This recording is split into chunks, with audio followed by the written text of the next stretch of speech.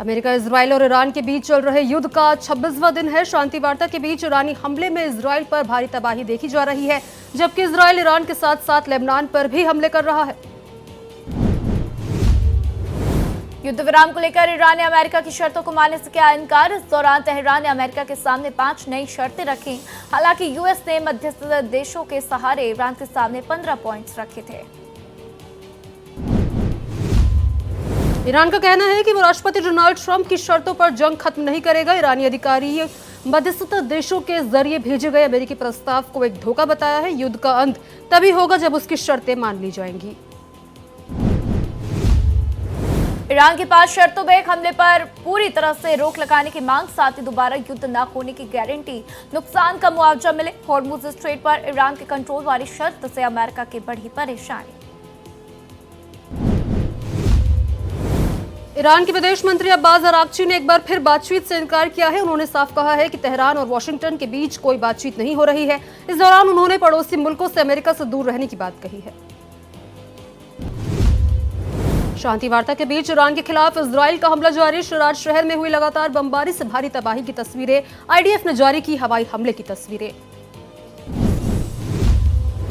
शांति वार्ता के बीच ईरान का बड़ा दावा, अमेरिकी F-18 जेट गिराने की शर्त पर संयुक्त सेना में मचा हड़कंप। IRGC ने किया सफलतापूर्वक निशाना बनाने का दावा। इजराइल के हाइफा शहर में ईरान ने किया बड़ा हमला। विस्फोट के बाद इमारतों से निकलते देखा गया काला धुआं। एक बिजली संयंत्र पर कथित हमले के दौरान पाए गए रॉकेट के टुकड़े।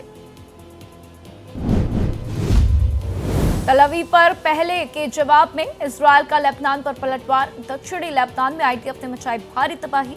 हवाई हमले में 2 की मौत, 8 से ज्यादा लोग घायल हुए। हिजबुल्लाह के रॉकेट हमले से इजराइल में भारी नुकसान। एक के बाद एक महत्वपूर्ण सैन्य ठिकानों को निशाना बनाया जा रहा है। विद्रोही गुट द्वारा ईरान का कट्टर समर्थक माना जाता है हिजबुल्लाह ग्रुप। इराक के सुलेमानिया में विरोधी गुट के हमले में भारी नुकसान की खबर। अमेरिकी सेना और जासूसों के ठिकानों पर हमले की खबर। पश्चिम एशिया टकराव के बाद ईरान के समर्थन में इराक पर हो रहे हमले। ईरान का अपने पड़ोसी देशों के खिलाफ हमले जारी। यूनाइटेड अरब अमीरात के अबू धाबी पर किया अटैक। बैलिस्टिक मिसाइल के हमले में 2 लोगों की हुई मौत। अमेरिकी राष्ट्रपति डोनाल्ड ट्रंप ने फिर किया 8 युद्ध सुलझाने का दावा। कहा ईरान के साथ जो कह रहे हैं वैसा किसी ने नहीं देखा। परेशान ईरान डील करना चाहता है लेकिन डरा हुआ है। शांति वार्ता के बीच पश्चिम एशिया में और सैनिक तैनात कर रहा है अमेरिका। राष्ट्रपति डोनाल्ड ट्रंप करीब 2500 अतिरिक्त सैनिक तैनात करने में जुटे। अमेरिकी रक्षा विभाग ने दी रक्षा फैसलों की जानकारी। अमेरिका ने ईरान को दी कड़ी चेतावनी। कहा अगर सीज़फायर नहीं हुआ तो ईरान को नरक बना देगा अमेरिका। व्हाइट हाउस ने कहा आगे की हिंसा के लिए ईरान होगा जिम्मेदार। यूनाइटेड नेशन के महासचिव एंटोनियो गुटेरेस ने की युद्ध रोकने की अपील। कहा वेस्ट एशिया में बहुत आगे बढ़ चुकी है जंग, अब इसको खत्म करने का सही समय आ गया है। ईरान ने 5 देशों के लिए खोला स्ट्रेट ऑफ हॉर्मुज के दरवाजे। भारत के अलावा रूस, चीन, पाकिस्तान और इराक के लिए हॉर्मुज खुला। इस फैसले से भारत को तेल गैस सप्लाई में मिलेगी राहत। यमन के अंसारुल्लाह ग्रुप ने किया ईरान हमले का समर्थन। मार्च निकालकर किया ईरान पर अमेरिकी हमले का विरोध। यमन की राजधानी सना समेत एक बड़े हिस्से पर है संगठन का नियंत्रण। गाजा में युद्ध विराम के बावजूद देर अल बलाह में इजरायल ने किया हमला। विस्थापित फिलिस्तीनियों ने तंबू शिविर पर हमले में कई लोगों के मारे जाने का दावा किया। अक्टूबर में लागू युद्ध विराम के बाद 680 फिलिस्तीनी मारे जा चुके हैं। अपनी मां सोनिया गांधी से मिलने सर गंगाराम अस्पताल पहुंचे राहुल गांधी। पेट और यूरिनरी इन्फेक्शन के चलते हॉस्पिटल में एडमिट है। कांग्रेस पार्लियामेंट्री पार्टी की चेयरपर्सन सोनिया गांधी मां की देखभाल के लिए केरल दौरा किया था रद्द। पश्चिम बंगाल में पूरी तरह धार्मिक रंग में दिखने लगी बीजेपी। भवानीपुर और नंदीग्राम से बीजेपी उम्मीदवार शुभेंदु अधिकारी ने निकाली रामनवमी रैली। कहा घुसपैठियों को उखाड़ फेंकने के लिए करें मतदान का प्रयोग। विकास कार्यों के लिए बीजेपी सांसद निशिकांत दुबे ने प्रधानमंत्री मोदी का जताया आभार। भागलपुर रेलवे स्टेशन पर यात्रियों की भीड़ को देखते हुए बाईपास के निर्माण का करेगी सरकार। योजना मंजूर करने के लिए रेल मंत्री अश्विनी वैष्णव का किया धन्यवाद। चैत्र नवरात्रि के 8वें दिन दिल्ली के माता झंडेवाला देवी मंदिर में पूजा अर्चना की गई। देवी मंदिर में श्रद्धालुओं ने भक्ति और श्रद्धा के साथ पूजा अर्चना की। दिल्ली के छतरपुर स्थित प्रसिद्ध श्री आद्य कात्यायनी शक्तिपीठ मंदिर में भक्तों ने की पूजा। माता के जयकारों से गूंजा मंदिर परिसर। रामनवमी के मौके पर प्रधानमंत्री नरेंद्र मोदी की देशवासियों को हार्दिक बधाइयां। पोस्ट में लिखा, मर्यादा पुरुषोत्तम राम के जीवन से हमें हर परिस्थिति का पूरे सामर्थ्य से सामना करने की प्रेरणा मिलती है।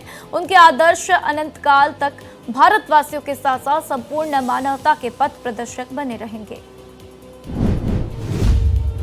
चैत्र नवरात्रि की अष्टमी पर दिल्ली की सीएम रेखा गुप्ता ने पीतमपुरा पहुंचकर कन्या पूजन किया। कन्याओं को चुनरी उड़ाकर उनका आशीर्वाद लिया। केंद्रीय मंत्री शिवराज सिंह चौहान ने भोपाल में अपने घर पर कन्या पूजन किया। विधि विधान के साथ पूजा अर्चना कर कन्याओं के पैर धोए।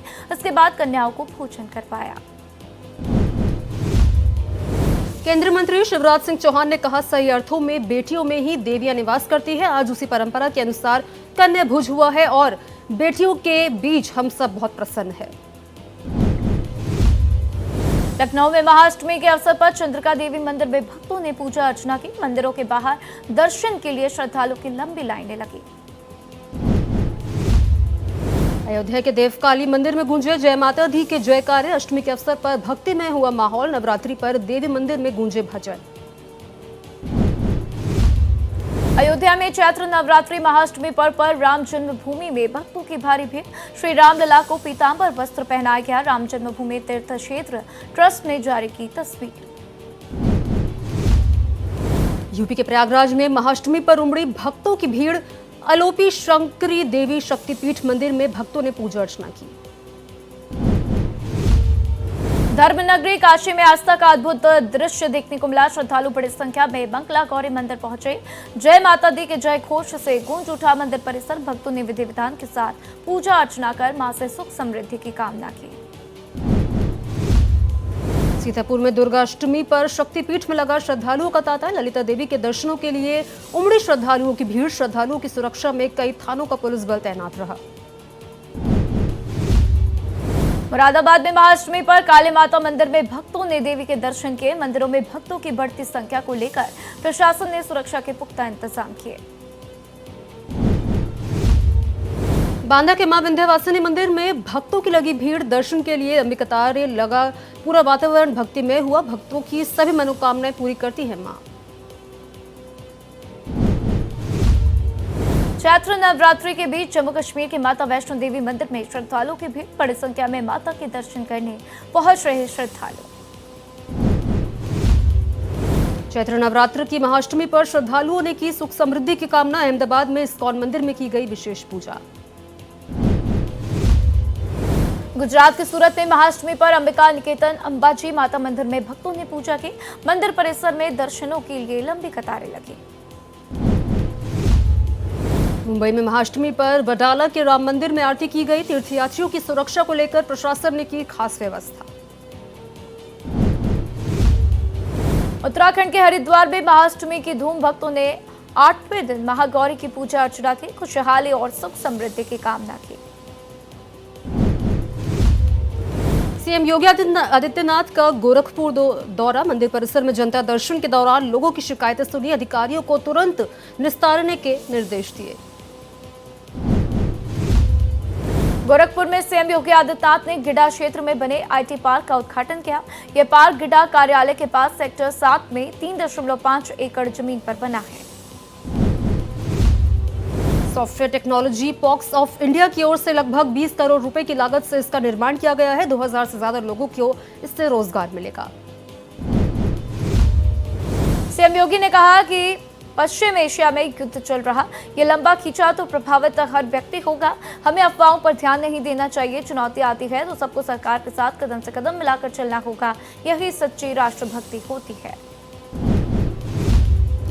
सीएम योगी ने कहा, घर तक पहुंचेगा सिलेंडर, डीजल पेट्रोल के लिए लाइन ना लगाएं। ऐसा करने से राष्ट्रभक्ति पर संदेह उठता है। कुछ लोग अव्यवस्था पैदा करने का प्रयास कर रहे हैं। कांग्रेस नेता दिग्विजय सिंह का अयोध्या दौरा। हनुमानगढ़ी मंदिर में की पूजा अर्चना। देश प्रदेश में सुख समृद्धि की कामना की।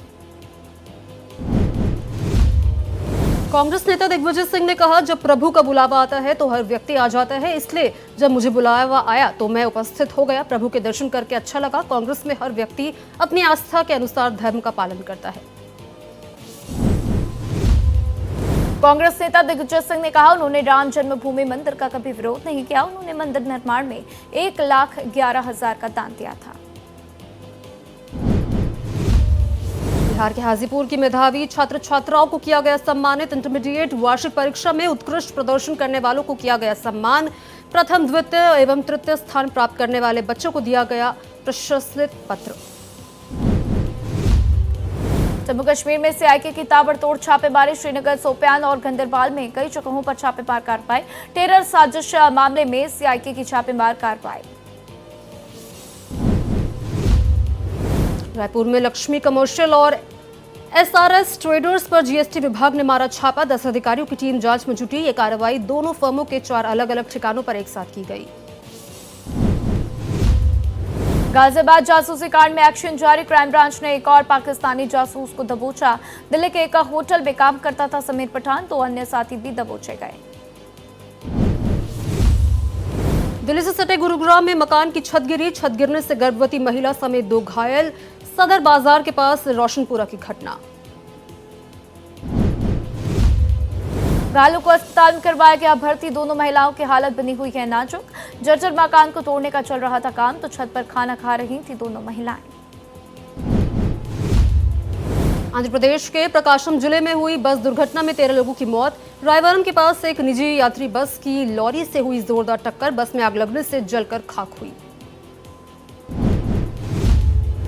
आंध्र प्रदेश में हुए बस दुर्घटना के बाद प्रधानमंत्री कार्यालय ने किया मुआवजे का ऐलान।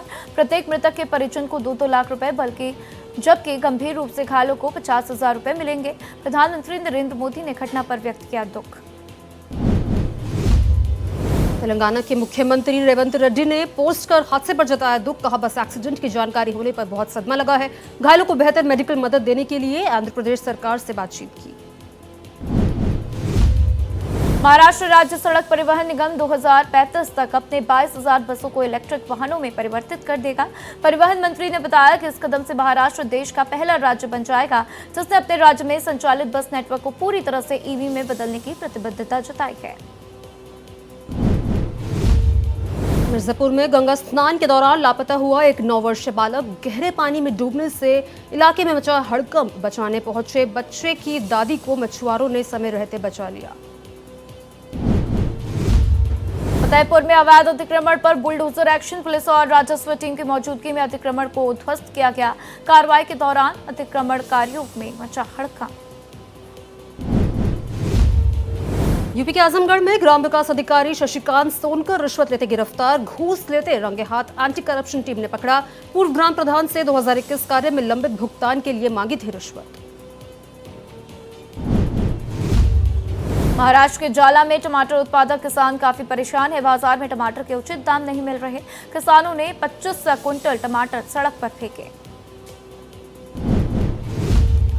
मध्य प्रदेश के सीहोर में फूड पॉइजनिंग से 200 से अधिक लोग बीमार। लोगों को पेट दर्द और उल्टी दस्त की शिकायत। इलाज के लिए अस्पताल में कराया गया भर्ती। शाही समारोह में बने भोजन सामग्री की सैंपलिंग की जा रही है। नोएडा की साइबर क्राइम पुलिस ने निवेश पर मोटे मुनाफे का लालच देकर ठगी करने वाले शातिर आरोपी को गिरफ्तार किया। साथियों के साथ मिलकर करीब 3 करोड़ 26 लाख रुपए की ठगी को अंजाम दिया। दिल्ली के बवाना इलाके में सनसनीखेज वारदात। लूट का विरोध करने पर युवक पर जानलेवा हमला। घायल युवक को अस्पताल में कराया गया भर्ती। इलाज के दौरान तोड़ा दम। दिल्ली में हिल स्टेशन पर जन्मदिन मनाने के लिए लूट की गई। 7 नाबालिग दबोचे गए। जन्मदिन की पार्टी मनाने के लिए लूट की वारदातों को अंजाम देते थे। आगरा में 8 साल की मासूम बच्ची की हत्या से मची सनसनी। हत्या के बाद शव को टीम ने कनस्तर में छुपाया। परिजनों ने किराएदार पर लगाया हत्या करने का आरोप। मौके पर पहुंची पुलिस आरोपी की तलाश में जुटी। मैनपुरी में युवक की चाकू से गोद कर हत्या कर दी गई। झाड़ी में पड़ा मिला युवक का शव। परिजनों ने जताई हत्या की आशंका। पुलिस ने शव पोस्टमार्टम के लिए भेजा।